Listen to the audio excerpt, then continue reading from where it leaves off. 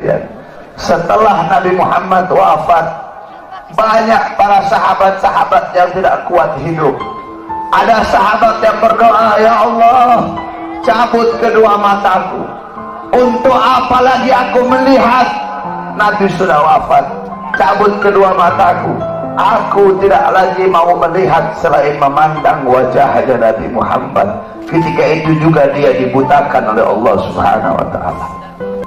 Ada yang angkat tangan, ya Allah, cabut nyawaku. Aku tidak lagi mau hidup. Untuk apa aku hidup? Nabi Muhammad sudah wafat, cabut nyawaku ya Allah.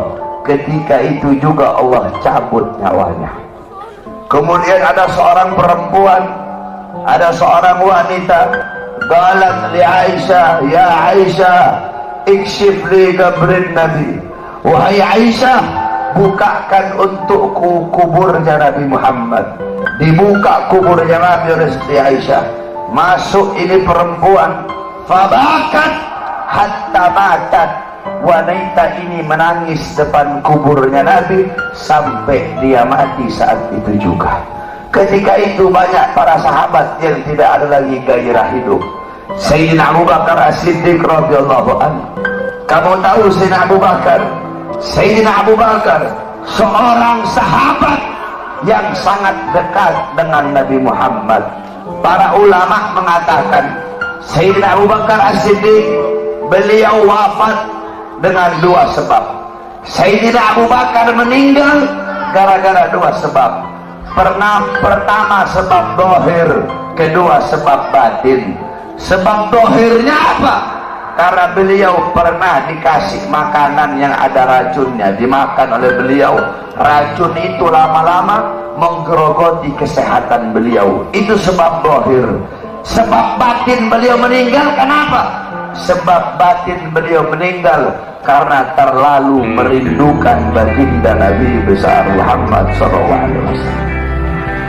Istri beliau berkata, setiap kali Abu Bakar bangun dari tidur, pasti bantalnya beliau basah. Basah dengan apa? Basah dengan air mata kerinduan kepada baginda Nabi besar Muhammad. Kamu tahu, setelah Nabi Muhammad wafat, Sayyidina Abu Bakar As-Siddiq duduk kayak begini. Beliau duduk di pojokan sambil begini, sambil beliau bilang, andaikan Rasulullah ada di sampingku, andaikan Rasulullah ada di sisiku, sungguh aku merindukan sosok baginda Nabi besar Muhammad. Bilal ibn Rabah, muazzinnya Nabi, setelah Nabi wafat, Bilal pergi pindah. Gak mau lagi beliau tinggal di Madinah. Kenapa? Tidak kuat teringat kenangan bersama baginda Nabi besar Muhammad. Selama 2 tahun Bilal pindah ke Syam.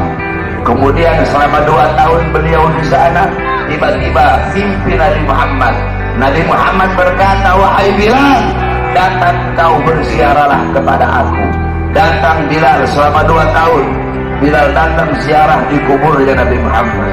Ketika Bilal ziarah di kuburnya Nabi Muhammad sambil menangis, tiba-tiba datang Sayyidina Umar bin Khattab.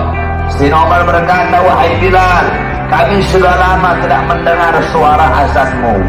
Maukah engkau azan untuk kami, wahai Bilal? Bilal menolak, Bilal tidak mau. Datang Sayyidina Abu Bakar As-Siddiq, wahai Bilal, kami sudah lama tidak mendengar suara azanmu. Maukah kau azan untuk kami, wahai Bilal?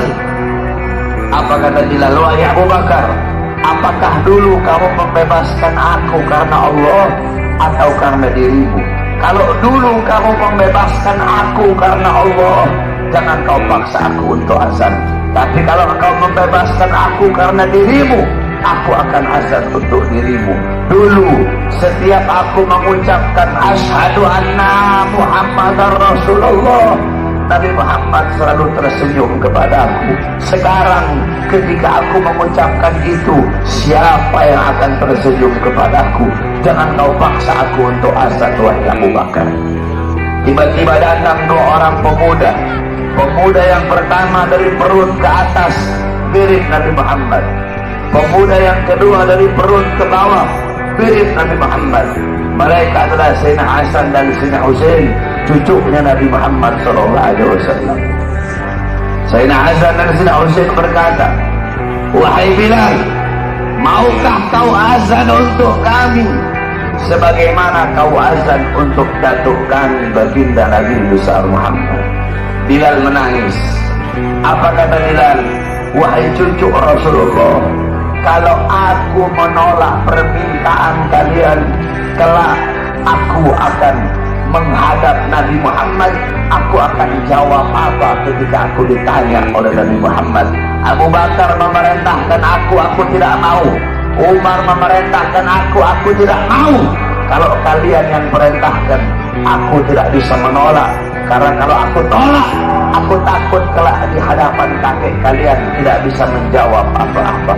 Aku takut tidak mendapatkan perhatian. Aku takut tidak mendapatkan syafaat dari kakek kalian. Naik Bilal di tempat yang biasa beliau azan.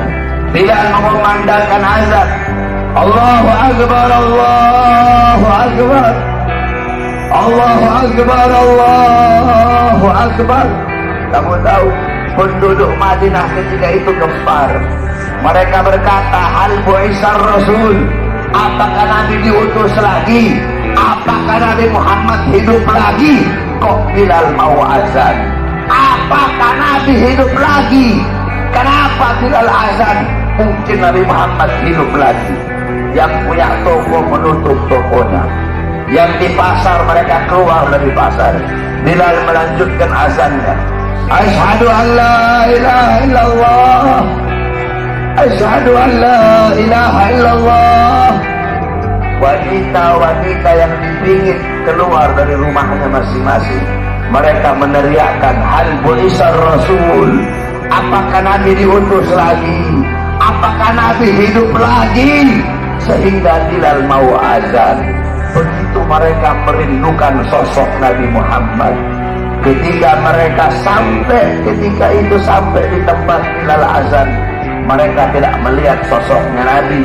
Ketika itu Madinah tenggelam dalam lautan air mata. Itu kecintaan mereka para sahabat kepada Nabi, kerinduan mereka setelah wafatnya baginda Nabi besar Muhammad SAW.